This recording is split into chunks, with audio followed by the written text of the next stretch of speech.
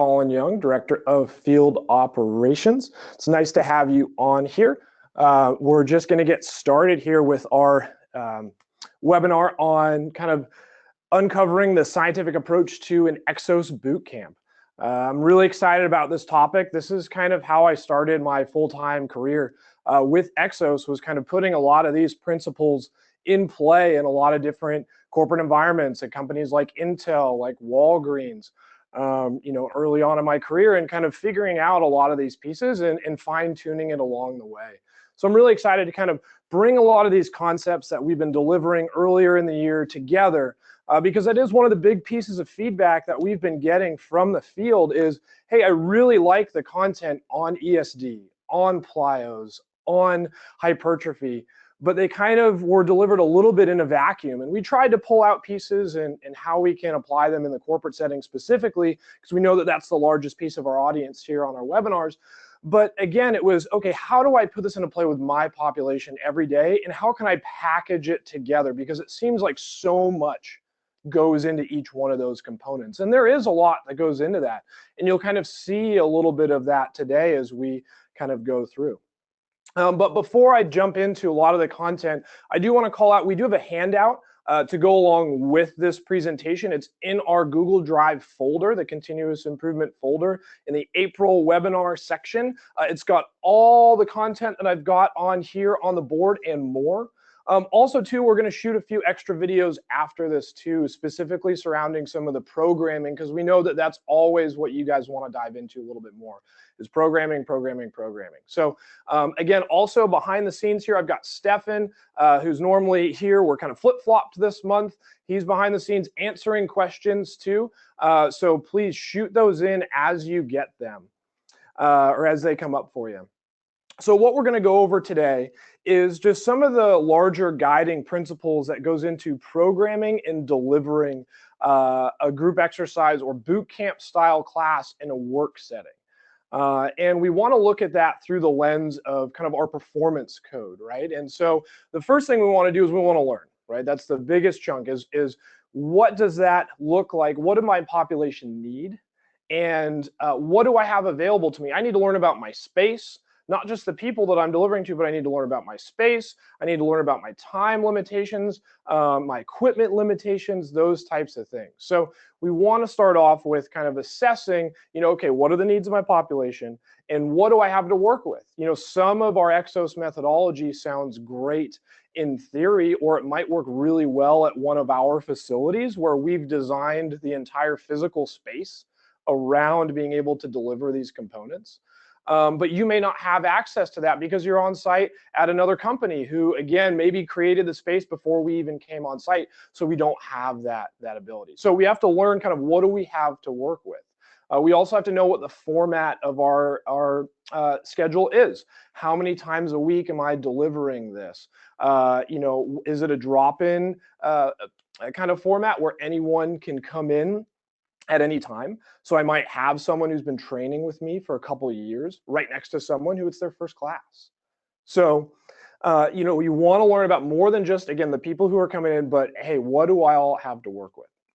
And then we start to design. Now we go into that kind of prep phase, and that should definitely, there should be a lot of work that goes into that in the bootcamp. That's one of the big things that I hope that you guys take away is you see how much goes into just a couple days of programming, and take that back to your site and kind of look at it through this different lens of, okay, just because people are coming in, there's a little bit of chaos when I don't know how many people I'm going to have.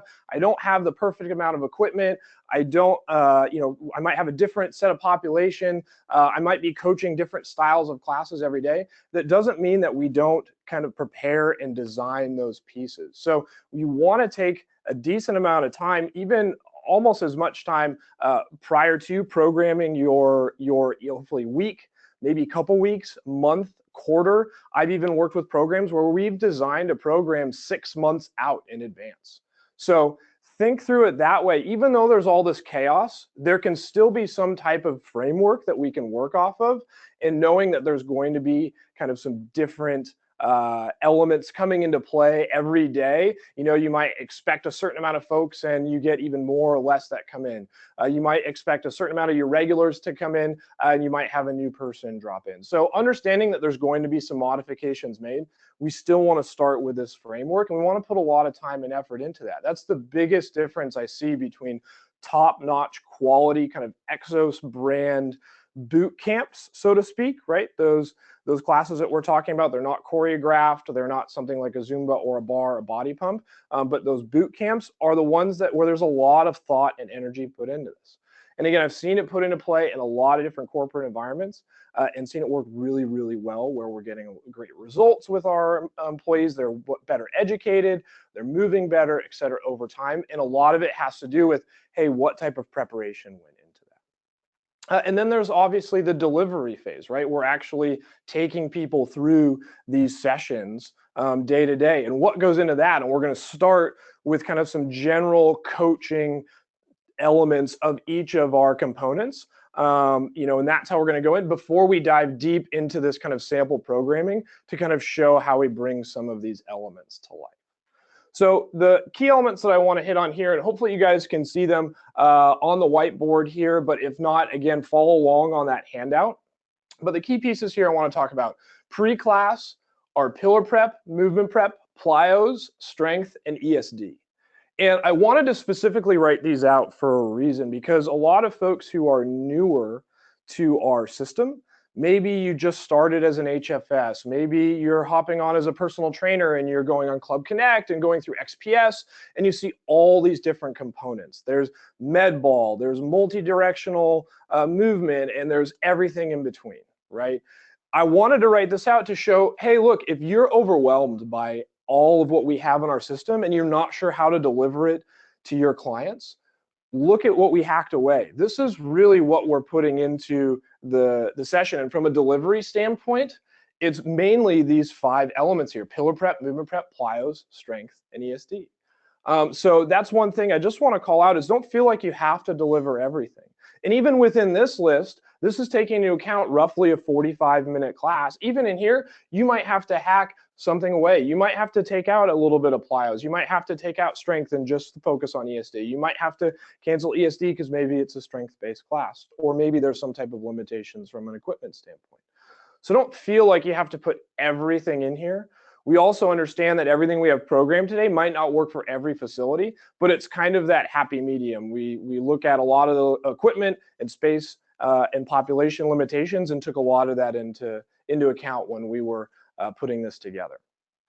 So from a pre-class standpoint, what do we have to do to make sure that we're delivering an EXOS boot camp, right? We're delivering a scientific approach to something like this, and we'll show you what that means as we go through. But again, the biggest piece we already talked about. You've got to, again, assess your population and your space and your limitations, and then you've also got to program it out. You've got to design the roadmap, right? We've got to be able to look back and say, okay, where do we start? Where are we going, right? What are the goals for the program? And take all that into consideration. And so we also have to understand what our goals are versus what the client's goals are. And sometimes there's a little bit of contention there, and maybe you guys have run into this as well. We know that what we're trying to do from a kind of pie in the sky element that Mark Verstegen says every day is we're trying to upgrade lives. And what does that mean? It means helping people feel better, move better. It means something different to each individual. But we know that a lot of times people are coming to us for some type of kind of body composition change, most likely weight loss. And we have to take a step back and understand how much maybe control we have over that. And maybe even understand how little control we have over that. Because if you think about it, maybe at best, we get someone 3 to 4 times a week in our classes for roughly 45 minutes. What are they doing the rest of their day? Are they managing their stress, and their stress load? Does it come from work or relationships or something outside of the class that we're there? Are they sleeping? Right? What's the quality of their sleep? Are they getting at least 6 to 8 hours and doing something to make sure that it's quality sleep? Are they hydrating and fueling properly? All of those things are the building blocks for any type of weight loss. We're not going to see any type of body composition changes if we don't fix those things first. But unfortunately, a lot of people don't necessarily value or understand how changing those elements can affect them. So they come to us for movement. Oh, I can go make the decision to move 3 times a week, right? And I'm going to lose weight, right? That's kind of the value proposition they have in their mind. Whereas we understand, hey, I might not necessarily be able to get them to where they want to go if they're not looking at also changing some other habits. So we do have to understand that. So what are we doing with them when they come to us for hopefully a few times a week for 45 minutes? The goal is certainly to help them move better, I think, is what we can affect, right? I can help increase someone's range of motion, maybe temporarily, almost instantaneously with a couple tricks. I can help people move better, make sure that they're a little bit stronger, make sure they're able to get through their day with a little more ease, with a little less discomfort, by changing how I look at programming my sessions. I can also do the opposite. If I take that kind of splatterboard approach, and literally this whiteboard is blank when all my clients come in to work out for the day, and then I just write up my program as they go along. And, I might do more harm than good because I don't have a plan. I don't understand how they're moving. So we want to take that into consideration for pre-class, that our goals might be a little bit different from their goals as far as, but can we give them a little bit of both? And how can we contextualize this to help them to buy into that as well, right? So it's all about how we speak to this. I've had plenty of clients that I've worked with coming in with that exact same thing. Hey, help me lose weight. I'm going to eat pizza. I really don't care about changing any of my habits. I sleep like crap, whatever it is. I'm super stressed all the time. Just help me lose weight by moving better. Cool. I'm not going to discredit what they want to accomplish, but in the back of my mind, I know I'm going to change how I speak to a lot of what we're doing. So again, a lot of that comes into play for pre-class. We have to understand the goal, what we're trying to do. We're trying to help them move better, trying to help them feel better, trying to change and upgrade how they move, understanding that can snowball into making some changes to other habits once they start feeling better. So once we get into the delivery standpoint, something to take into consideration, pillar prep. This is kind of the start of the class, right? We're maybe having them on the ground. It's a little bit lower key, a little bit slower paced. It's kind of a transition. Maybe it's a middle of the day class. They're running in right as class time starts, or maybe a minute or two after, and we're getting them moving. We're kind of shifting their mindset a little bit from whatever they were doing, work, life outside, to, hey, I'm here to invest in me. So we can kind of slow it down, help them breathe, focus on that as we go through those movements. It's also our first opportunity to assess how a lot of people move. Pillar prep traditionally is personalized to each individual, and that's what we do at our API facilities when we have the availability to do that. But right now, when we're looking at population health and we have all this chaos coming in, we might want to take more of a generalized approach, but that doesn't mean that we're not individually assessing every single person that comes in. This is our first opportunity to see how people move, right? Can they internalize our verbal cues, our visual cues, right away, right? Hey, I say what I want them to do, I show what I want them to do, and they do it right away. Do they have that body awareness, or is there some type of struggle, right? Hey, we're gonna start with the trigger point on our TFL, helping them find that, right? Where is that? Okay, it's somewhere on my hips, right? We're gonna lay on our stomach, and then you see them on their side with their legs out to the side because they've never ever moved in their life, right? And that's not an exaggeration. Those are real things that happen, right? So it's their first opportunity to assess the movement of each of our individuals, but each movement, each repetition, each exercise prescribed within any of this is an opportunity to assess and reassess movement. So that's something that we definitely have to keep in mind through all of this, is we're looking for some type of dysfunction, looking for some type of compensations, looking for ways to coach them up. If you kind of start class and then you tell them what we're doing, maybe you demo it, and then you say go, and then really all you're doing the rest of the time is cheering them on, hey, great job, guys, we're missing out on all these opportunities to actually help them move better. So something to keep in mind. We want to assess movement, continually reassess movement, and kind of give our coaching cues based off of that. Movement prep, we're going to get them up probably on their feet a little bit, start to pick up the pace a little bit. Now we're starting to guide them into a little bit more intensity. They're supporting their body against gravity. And so we're also tying in a lot of these movements to our strength piece. That's one thing, that these two blocks, the pillar prep and movement prep, are not the first things that you write when you're programming. So when we're looking through all of this, we want to work backwards, specifically from our strength. But again, what we want to showcase is that there, and I'll show you as we go through programming, that there's a red thread that goes through all of this. There's some type of commonality and some type of emphasis that I'm going to have as I coach this up. And it starts with understanding what are the big movements that I want to tackle within my strength section. So we typically from programming, and what I did when putting this together was we started here and then working backwards to these elements. Okay, and so we'll showcase how that works later on. But movement prep, again, we're starting to maybe replicate in some form or fashion some of the movements that we're going to be loading later on in the strength section. So really tying it directly, and not to just global compensations that we want to work on. Hey, we know that a lot of people, you know, have T-spine and shoulder issues from being in a desk all day. Their hips are super tight, their glutes are inactive. You know, we're super short on the backside. So then we move into plyos. And again, if you haven't watched the webinar with Jair from February, you know, when you think this is your first time encountering plyos in a general population space, again, we'll showcase that it's a little bit more of pre-plyos, especially in more of the beginning phases before you've kind of progressed it out. So it ends up being more landing mechanics, helping people absorb force. But again, it's also an easy thing to throw in there because it doesn't take a whole lot of time typically. You do want to give some rest between some of the more intense movements, but especially the pre-plyos, they're fairly benign on the body as far as the forces that are exerted on it. So it doesn't take that much time. We're only doing 1 or 2 sets. So, but again, it's a great way to assess, again, body mechanics. We're continually moving. Okay, how are they handling their body? We're adding a little bit of speed to it, a little bit of challenge to it, potentially. Then we get into our strength. This is typically the biggest piece of our programming. If you run a little bit more of a metabolic style boot camp, you're probably still going to use some similar strength movements, but again, it might be formatted a little bit differently, or again, that might be more of just a true ESD class where we're really looking more at heart rate and affecting that versus truly building some type of strength. Or even, you know, if you have limited equipment and I have to do everything body weight, again, that might look a little bit different. And then ESD, we want to finish nice and strong, especially it helps, even though it doesn't take a whole lot of time. Again, people remember typically what happened last. So, you know, we talked about that kind of disparity between what our clients might want and what we might be looking to deliver. And so we can actually kind of combat that a little bit. Maybe we take them through a lot of their fruits and vegetables, so to speak, some things that we know they need.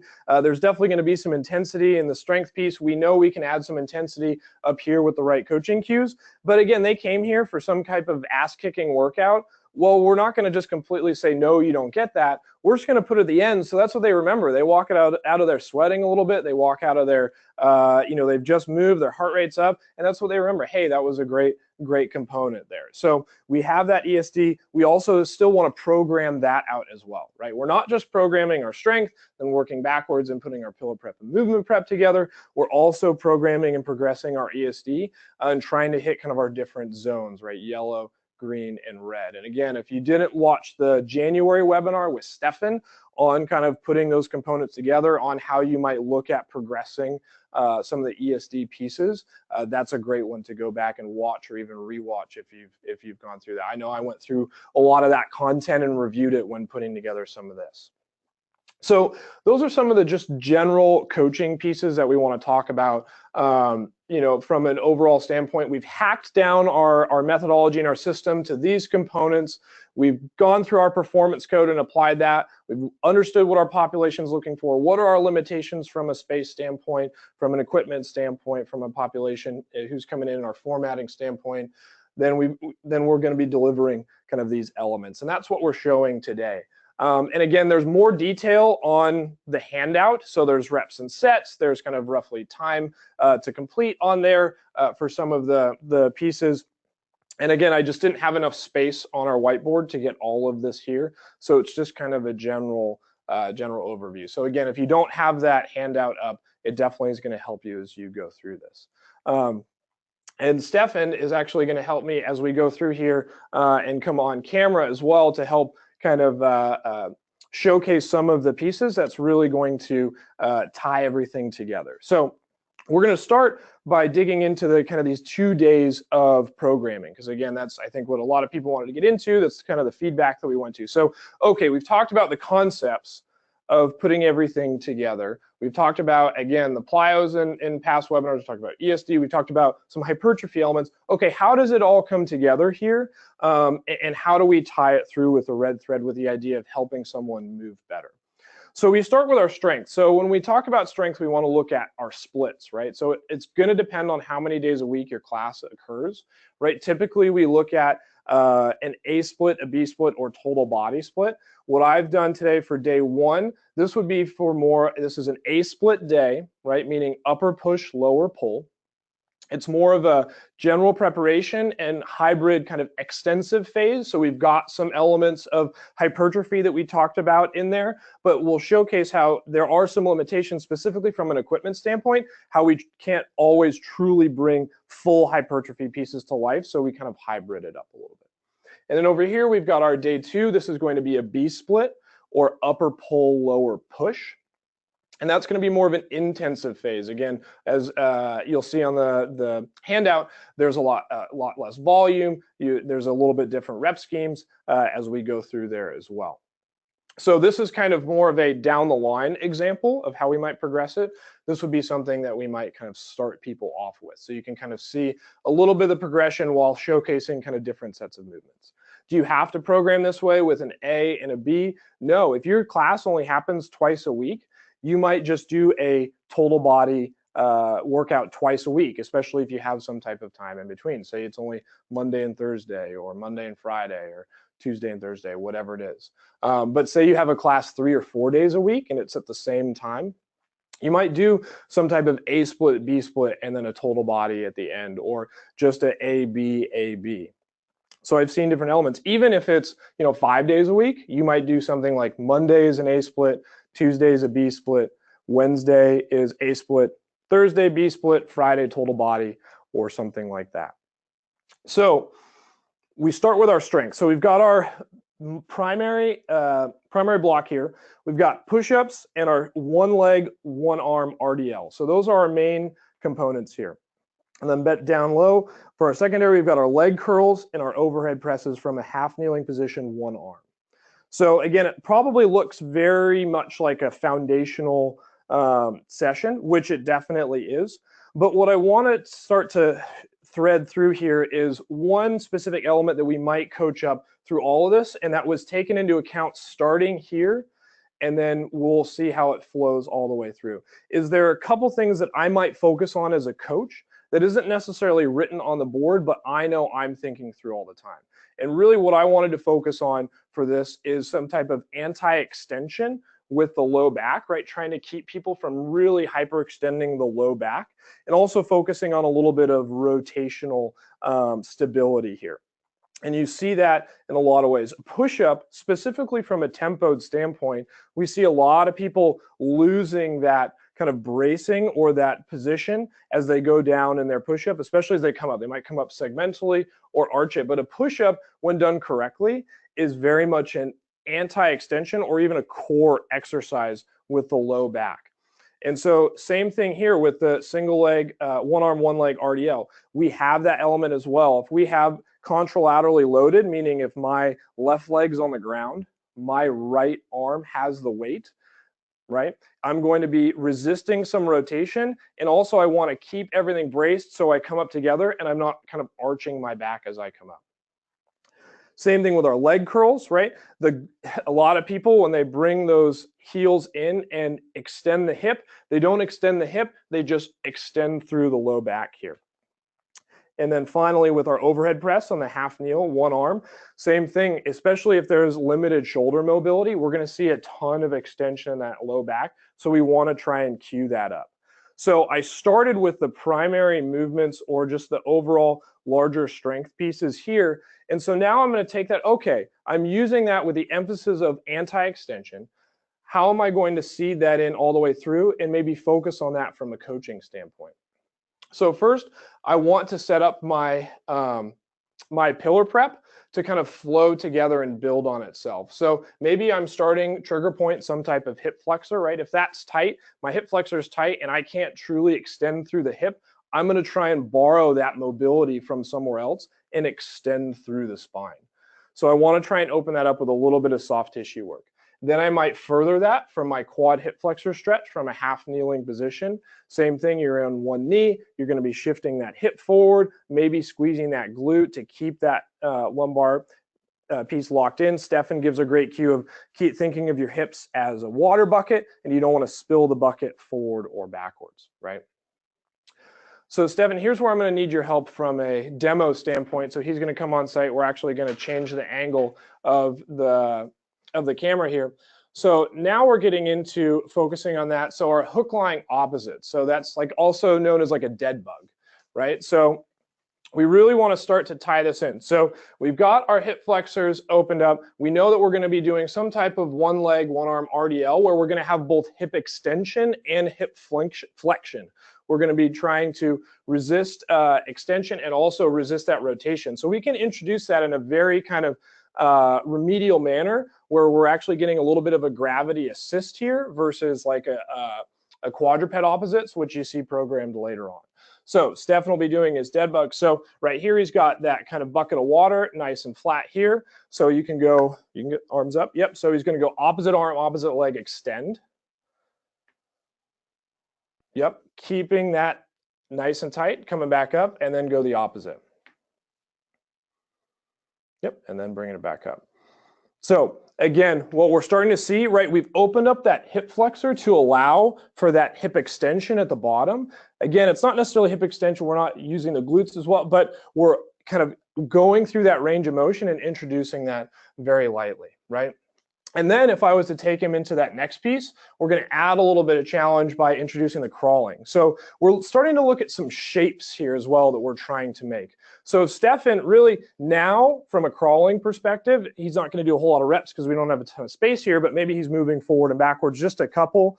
Yep, moving opposite arm, opposite leg, forward and backwards.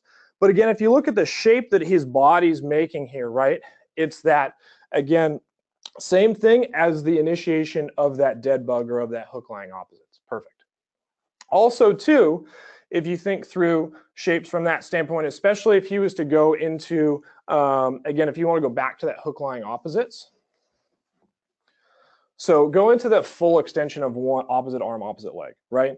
So think of the shape that he's got. He's got one hip in extension, one hip in flexion. He's got one arm nice and packed and one arm extended here, creating some tension here. Now, if I were to flip Stefan over into a quadruped position, for our quadruped opposites, same type of shape here, resisting rotation, resisting extension here. We've got one hip in extension, one hip in flexion. Now, if I was to take Stefan up into a single leg RDL position or an inverted hamstring, same thing. Yep. One hip in extension, one hip in flexion here. And again, if we're loading this opposite arm, right, he's got this shoulder packed here. Again, really similar shape, right? We're just making shapes. Go ahead and relax. Good. You're good to go. We're just making shapes as we go through and kind of understanding how it all plays together, right? So we've opened up the hips. We're starting to introduce these types of patterns here a little bit. If we look at position, pattern, power, right? We always talk about that with regards to our programming, right? What positions do I need am I going to ask my participants to come into, right? And then how can I start to pattern it? So from a soft tissue and mobility standpoint, I need to make sure they can get into those positions. And then from a patterning standpoint, I can start to introduce that really early on here. And then if we keep going forward into our movement prep, the same thing happens, right? So our heel to glute or just a quad stretch, I can just grab my heel here and just kind of go like this and, you know, really cheat it. But if I bring the emphasis, hey, I want you guys to lock this down and try and get that hip into extension without arching the back, it becomes this anti-extension movement, right? We're not just pulling this back, and you see this all the time, right? We're actually focusing on getting that hip into extension and resisting the extension from the spine. Same thing, our lunge elbow to instep, right? That's our world's greatest. So you get this nice long lunge. You get one hip inflection, one hip in extension, again, asking them to make that shape there.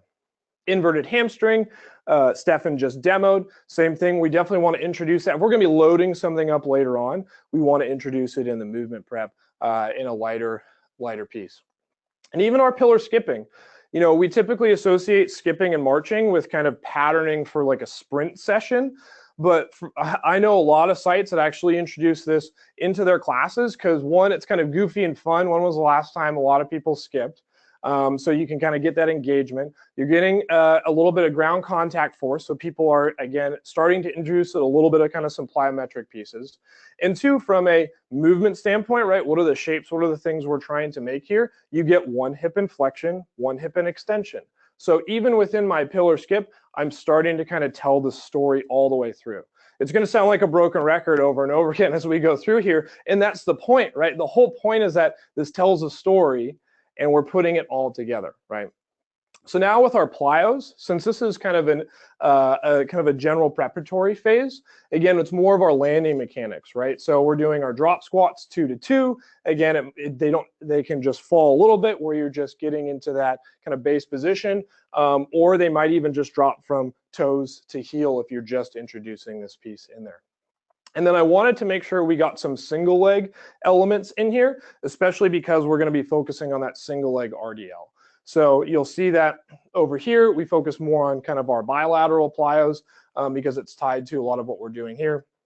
I wanted to make sure that we started to introduce that balance and getting that hip engaged to absorb some of that force. So again, that 2 feet, landing on 1 foot and balancing. So again, even the plyos kind of ties a little bit to our strength later on. So now once we get into our strength, I wanted to showcase, and it's definitely shown very well on the outline, a little bit of the hypertrophy elements that we tried to include here. So again, we looked at a little bit of a blending of that. It's not necessarily maybe a true hypertrophy programming, but what you'll see here is the push-ups with the tempo, right? That's one thing that we talked about from like an introducing people to some type of time under tension to get that metabolic effect. Is starting to kind of slow things down a little bit. So 3, 2, 1 would be 3 seconds of an eccentric, 2 seconds of a pause, and then 1 second up. Now, for a lot of individuals, especially if we're focusing on the anti-extension, where we get down and then they're here and they try and push themselves up and they just kind of extend and then bring their butt up in the air, or whatever it is, or maybe they kind of flare the elbows out and kind of don't pack the shoulders and they do the half reps.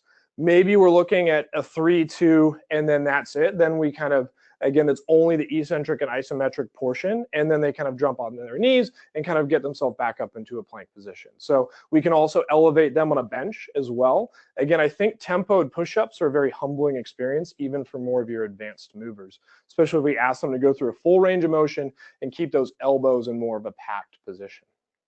So again, I think we have 8 to 10 reps roughly here. If we look at kind of the total time that takes, so each repetition is going to take us 6 seconds. We blow that out, 8 to 10 repetitions. You know, you can see it start to get to a decent time under tension there. And then if we go right into a plank where we change the mechanical advantage a little bit or reduce kind of the what's required here and just focus on that top position. So we're still packing the shoulders. We're still engaging a lot of the musculature that's associated with our push-up. Again, we're still focusing on that anti-extension. We don't want them to drop as they go down. We're tying it in there. So that's another 20 seconds for those more advanced movers.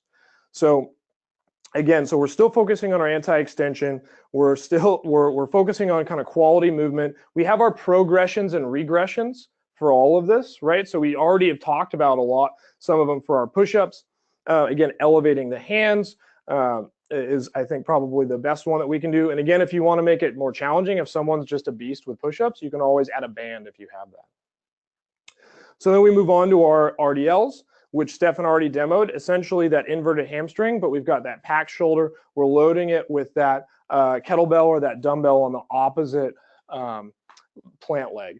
And again, what we're doing is we're kind of forcing the body to kind of go across this kind of sling across the torso and resist this pull rotation down. We want to keep that nice neutral spine as we go down. And then the quadruped opposites that he demoed earlier. Again, that same shape, we're patterning that same element and introducing, again, the same things that we looked at from hook line, just a little bit different. And again, a lot of things here, you can create some context early on in the workout, especially if you know that you're going to be focusing on something in the strength. You can create a lot of context through here and help educate people to understand what you're trying to hit on and how you're trying to improve their performance here with some of those pillar prep movements that some people might want to just skip through normally. So again, you create some coaching context for yourself to be able to deliver a better experience. And if we go into the secondary block, we've got our leg curls, where again the hip extension piece, right, is really difficult for people to get into. To get into full true hip extension, we get those tight hip flexors, and you might see kind of a break at the top of those leg curls where people are just, again, extending through the spine. They don't have that nice neutral pelvis.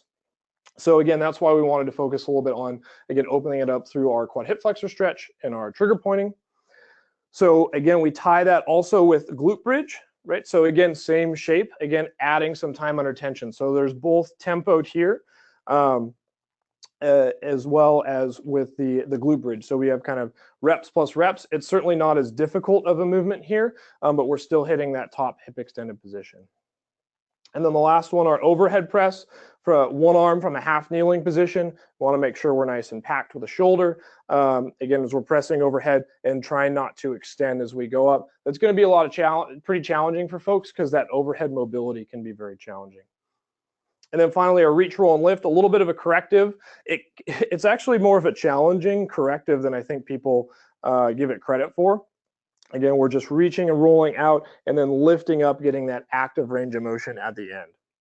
So we might go through this strength block, roughly 3 times through the primary, secondary, roughly 2 to 3 times based on time.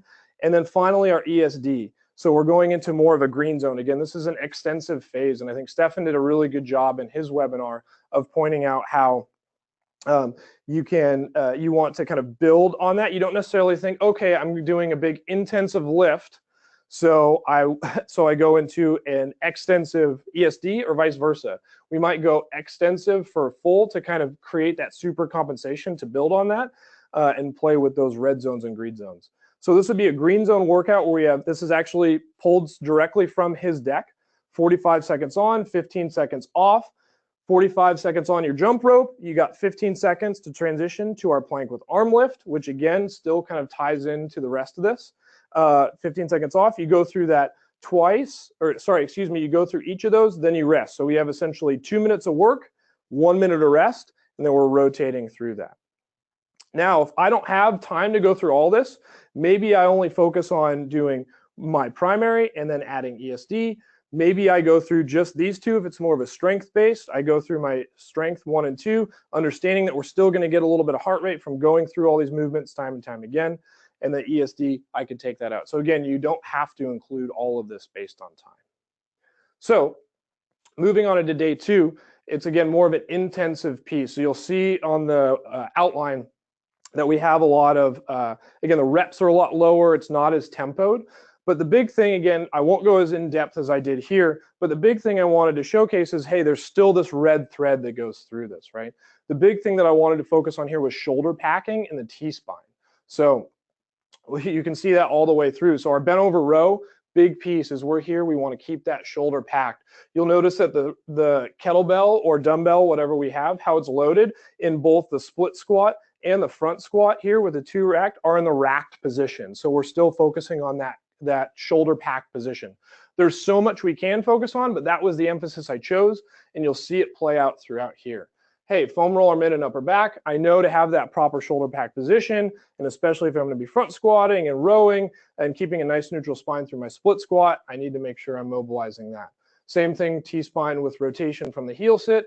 Now I'm starting to activate that with some T's and some W's here to make sure that we're really emphasizing that element. Even through our pillar prep here, so we've got hand walks moving backwards, we're pressing ourselves back. So even how you have the hand walk set up can change. If I go forward, might be more of a posterior chain mobility element, less pressure on the arms or the shoulders. Deep squat to hamstring stretch, even at the bottom, I might focus again less on the squat or on the on getting down and more on just keeping that nice neutral spine as I go down and packing those shoulders. Reverse lunge with rotation, we're going to be split squatting here. And so I wanted to make sure, again, we get that T-spine rotation as well. We also want to replicate what we're going to be doing in our primary blocks. Plyos, more of a bilateral emphasis here. Again, I knew we were going to be squatting, so this is kind of something that I wanted to prime here with some counter movement, some drop squats, same thing as here, but we're adding counter movement jumps. Maybe it's a box jump if you have availability, and even a double contact jump. So again, getting a little bit of that ground contact force, similar to how we focused on with the skip. So here we've got our split squats and bent over rows as our primary. Again, we've got our quad hip flexor stretch. You don't have to reinvent the wheel with a lot of our mobility work here. You'll notice instead of focusing on kind of reinforcing, again, time under tension with plank to push up, quadruped opposites to single leg RDL, glute bridge to curls, since we're going to be loading this up a lot more and reducing the volume, maybe I want a little bit more rest. So I'm focusing on more of a mobility emphasis. And then you'll see the T-spine with rotation. We already did that in pillar prep, so I don't have to coach just this extra movement. And then here we've got our inverted row, again, focusing on that shoulder packed position, front squat, and then our T's bent over. Again, we did T's up here. It's okay to tie something in there. Maybe you load that up with a light weight, but we're focusing on that kind of shoulder health. And even what you emphasize on the front squat, right? So since I know that shoulder packing is what I want to focus on or emphasize on throughout this, instead of kind of letting people just kind of clasp their fingers if they're using a kettlebell, throw their elbows up here and rest it on here, maybe I have them pack their shoulders. Maybe my fingers aren't interlocked. So even within movements, you can change what you emphasize from a coaching standpoint. Same thing happens here with my hand walks. I might one day focus on, again, that posterior chain mobility. Another day I might focus on, again, that shoulder packing and keeping that nice and stable. And then finally, we have our ESD piece here. Very intensive, 10 seconds on, 50 seconds off, max effort, high gear on a bike. So you'll notice most of this takes place hopefully in type of group X room, but I've definitely seen and know of a lot of different examples where, hey, if I have a small enough class or it's at the right time, I can take the group out onto the kind of rest of the training floor. So again, we talked about red zone is really difficult to get into in kind of that group X environment, but that doesn't mean we don't want to try and tackle it. So hey, can we get people out on a bike, 10 seconds on, 50 seconds off? You can have roughly 3 or 4 people on one bike rotating through because you have so much rest. And I have verbatim, I've heard from one of the staff of, hey, I programmed this on there. Everyone looked at it and said, that's it. 10 seconds on, and then at the end they were all rolling on the floor. Again, don't underestimate the power of getting people into a true red zone, especially if you're trying to get that buy-in at the end of it. So again, kind of what I wanted to kind of get through here, there's a lot of concepts that we went through in here, but the big thing that we wanted to come back to as we kind of take a step back is, one, there's a lot of thought prior to delivering this, right? From a what coaching emphasis am I going to have? How am I programming it? What does my volume look like? What are going to be my progressions and regressions before you even step out onto that coaching floor? How does this all flow together? Hey, we've got our pillar prep and movement prep that's worked backwards from our strength sessions. We've got our plyos, really easy to just plop in just a few of them to kind of transition from our pillar prep, movement prep into our strength session. You can even tie that in there. Then with our strength and ESD, we've got some ESD programming down here, that's going to, again, also be programmed and progressed along with everything else. And then we've got some of those hypertrophy elements that we put in there. Hey, can we pair some movements together? Can we focus on some tempo pieces here? What are we doing with our rest a little bit? So there's a lot. Again, also one thing that we took into consideration, you'll notice that kind of none of these really require a ton of equipment. And also we had to kind of take a step back with, okay, again, from a limitation standpoint, maybe I have like 1 or 2 kettlebells or dumbbells per circuit. So you'll notice here, we only need 1 kettlebell or dumbbell per person. You'll notice here, we only need 1 kettlebell or dumbbell per person, or maybe even per group if you're having people rotate through those. Over here, kind of needed 2 per session. Again, when you're training strength, you might need a little bit more equipment. Same thing here, 2 kettlebells or dumbbells. So you really don't need a ton of equipment as you go through there. So again, a lot of considerations taken in. so we're still able to hit on some of those strength or hypertrophy elements without kind of saying, oh, well, this is exactly how it should be done. So yeah, just kind of taking that step back, understanding everything that goes into it. If you're not writing something down now, please start to write something down for your classes, progress it, have some of these concepts kind of in mind. You can start with what we put there on that outline for you. It's a great place to start, and you can work off of that. If you have different equipment or a different scenario, you can certainly modify as you need for your session. So thanks for going through kind of the whole programming cycle here. I'm sure we've got some questions here, leaving some time to get through that. Stefan, you've got probably a few queued up, and hopefully we can hear you. I do. So we've got a few that are in the chat box, and then I've got a few that got emailed through to me. I can chase through. So first one, I'll read. Quick answer. Sure. Lightning round. Is there a reference sheet that shows examples of what these exercises are? Thinking APML.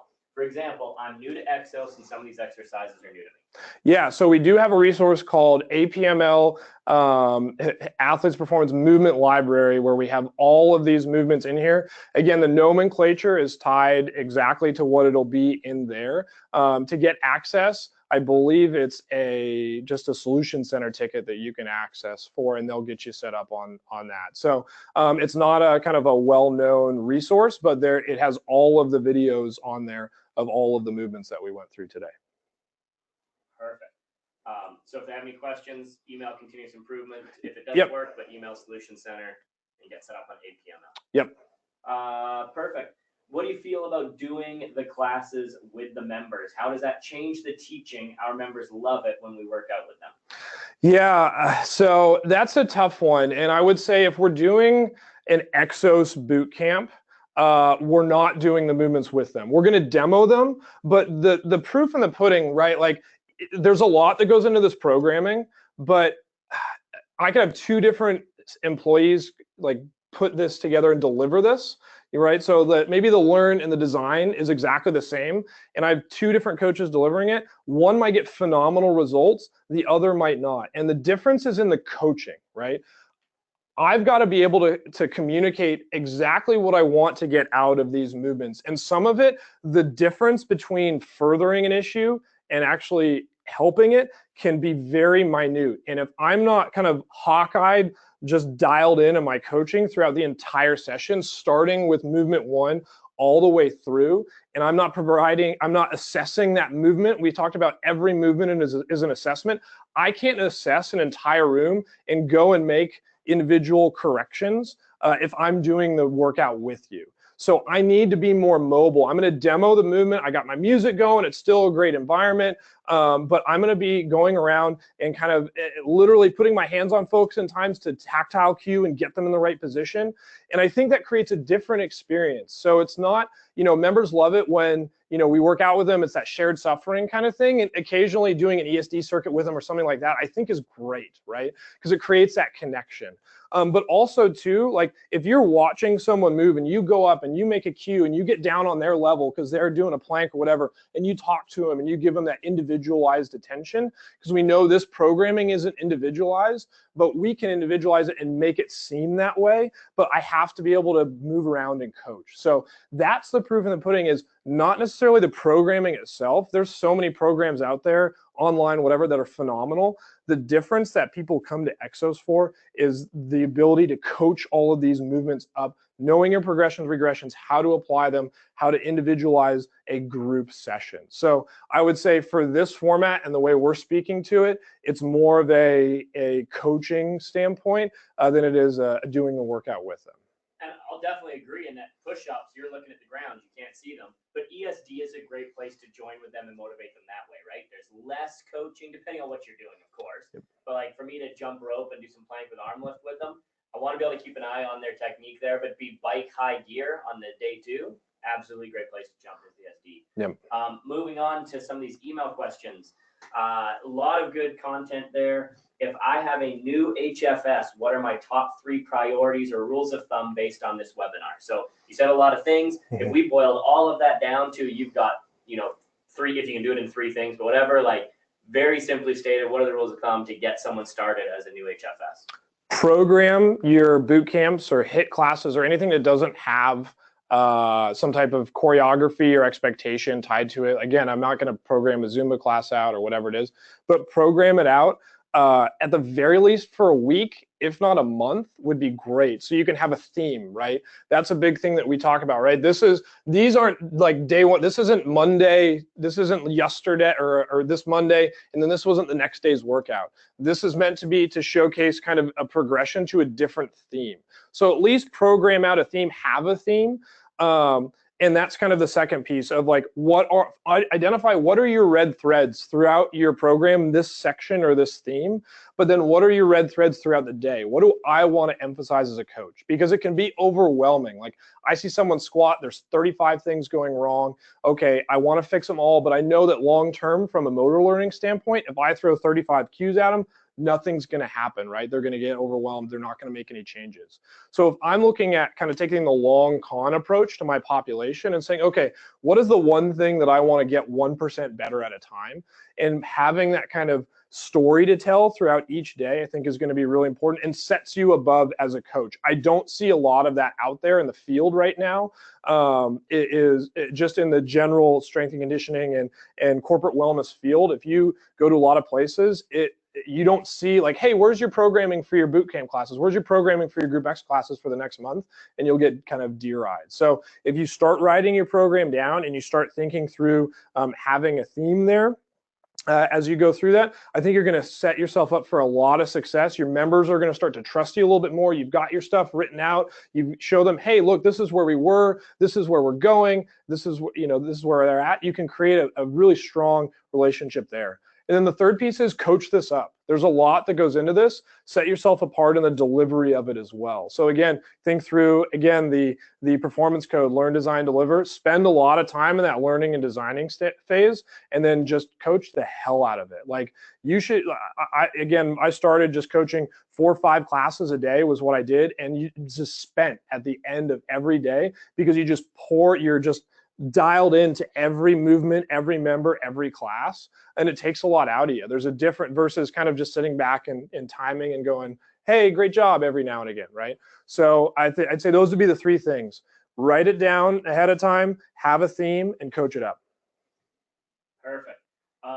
That plays a little bit into this next one. Over time, what are real world examples from month to month playing with this whole extensive, intensive? So that sort of plays into like, this is great as a couple sample days, but like, how do you realistically do this? And I know I've had people talk about now 3 months down the road, someone's on their first day. So like, are you just flip-flopping intensive, extensive month to month, or what's some realistic long-term programming ideas? Yeah, so what we did at Intel for the longest time was we'd kind of repeat through kind of 3 phases. We do more of a fundamentals phase. And again, fundamentals doesn't necessarily mean easy. It just means focusing on kind of that position and that patterning. Maybe we're doing a lot more unilateral movements, less bilateral, working on a lot of the mobility deficiencies.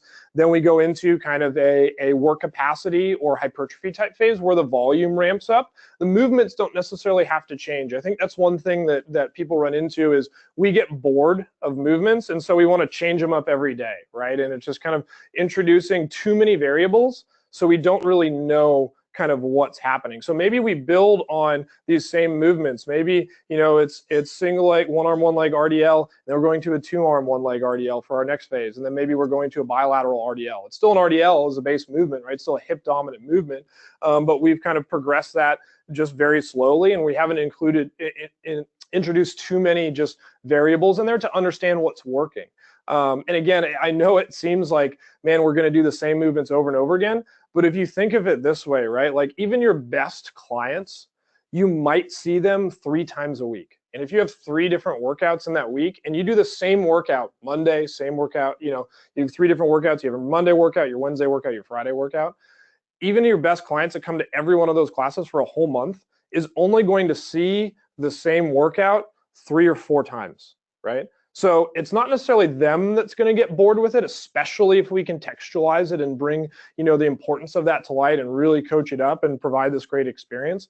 It's kind of us because we deliver that class 3 or 4 times a day, or we're also doing it in our personal training sessions or whatever it is. So try not to introduce too many variables, but look at, again, maybe month 1 is my foundation theme. Maybe month 2 is more of a work capacity or hypertrophy theme. Maybe month 3 is more of a strength and power theme if I have the ability to do that from an equipment standpoint. And then you can kind of repeat that. I mean, that's really what we've done in the past. Maybe you can kind of progress on that. But again, if you have your progressions, regressions set for all of these, for every single movement, any person coming in, like, okay, even though I'm doing split squat rear foot elevated here, boom, I just put that person's back foot on the ground. They're still doing a split squat. They're still in with class. If I have someone super advanced that I need to do a split squat rear foot elevated to backflip or something like that, I go over them to the side, say, hey, you're a rock star. Like, this is kind of our general programming. Hey, I want you to do this. And they're going to feel like, wow, I'm really kind of this high performer by doing that. And so you can have your progressions, regressions set up throughout. I don't know if that answers your question. It does. It's 9 o'clock and one just came in, and so maybe we can look. You can tell me whether it's something you want to quickly answer, or maybe Sure. we shoot a video about it. But we just got a note saying, "What challenges do you foresee with this programming under a Tabata protocol? Say it's a Tabata class theme." Do you want to bite that off now? It's 9 o'clock. We've gone over. If you have to hop off, thank you for coming by. We're just going to keep going if we've got questions and people on. So here's the thing. If you go onto the outline, you'll see that it's specific sets and reps brought it to light with certain, we didn't have all the space on here to write all this out, right? So if we're looking at kind of a Tabata theme, 20 seconds on, 10 seconds off, there's a couple things that happen there. One, if we talk about themes, and it's always Tabata, it's always the same kind of interval timing standpoint, we're not actually changing the theme, right? All we're doing is maybe if someone progresses, they're just changing the density. They're getting more done in that 20 seconds. But we're not actually able to kind of slow it down, coach it up, provide enough rest to, again, even deliver the stimulus that we're looking for here. So that's the one thing with Tabata, and Stefan does a good job of talking about it in the ESD standpoint. You're really only hitting on one stimulus. Tabata with something like that is probably always going to live under the ESD standpoint because I'm never going to have enough rest to be able to kind of drive some type of strength-based results through the rest of my program. Again, I think that's one thing that is challenging in general, is to get people to buy into resting in some form or fashion. And that's why you put your corrective exercises in there to force them, to kind of trick them into doing something, not just like standing around, right? But if you think of like true like power, if we're really talking like true strength and power, which we probably won't ever get to in a class format like this, like an Olympic lifter or someone who's squatting really heavy or something like that, they need 3 to 5 minutes of rest in between. Like, I'm not going to do 5 minutes of a quad hip flexor stretch. It's probably going to hurt them in some form or fashion. So we're never going to get there, but we do need to understand the importance of rest in there. And 10 seconds of rest with 8 rounds of 20 seconds on, like it always ends up being ESD. Like anything with Tabata, one, it's really going to be difficult to progress it. And 2, it's always going to live in this ESD bucket here. It really won't sit within our strength-based elements because we can't, again, progress and regress our time under tension versus our rest. Our loading isn't going to be, we're not going to be able to play with that intensity or that volume. It's going to mostly be the same there. So also it's going to be really difficult to coach. Whenever you get something time-based, which is one thing that we struggle with CrossFit, it's always for time, right? You're always trying to go as fast as you can. It's really difficult to step in as a coach and actually change how they move when that's the emphasis too. So it's really difficult when someone's dead tired from a Tabata to coach them up. So yeah, so while you can certainly include a Tabata protocol, I would probably isolate it down here. Make sure we're not tackling some really complex movements that require some coaching and some focus, and when you're under fatigue could potentially cause harm, right? I don't want people squatting heavy, again, when they're super fatigued. And again, something that's very minute. Again, there's not a huge difference between furthering an issue from a movement standpoint and fixing it, and we have to be that kind of divide or that line as we deliver it. And when you get into elements like Tabata or for time or those types of things, it makes it really challenging to do that. And I'll add, hopefully people can hear me, just to be clear, it doesn't mean that a Tabata class is wrong. It doesn't mean that there's anything wrong with a Tabata class theme, just to be clear. Like, it just means this is a different type of class, right? So we talk about the different stimuli that you can bring in. We've sort of got metabolic-based classes and strength-based classes. This has ESD, but this is more of your strength-based format of what Colin has laid out today.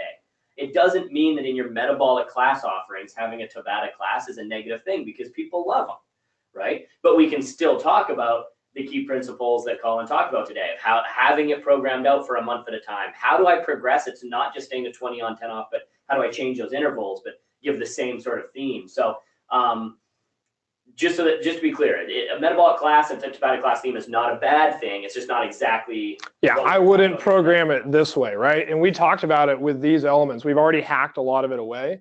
I might take out, if I'm more of a metabolic class, might go pillar prep, movement prep, take out my plyos and strength, focus on ESD. Maybe that programming is a lot more robust here, and we don't have a lot of this element in there. Or again, same thing, if it's all strength, we might add a third block down there. So it really just depends on what you're trying to get from your class there. Again, we know a lot of people are coming to classes already because they really enjoy the experience. Does that mean that you need to completely change it and do this? Absolutely not.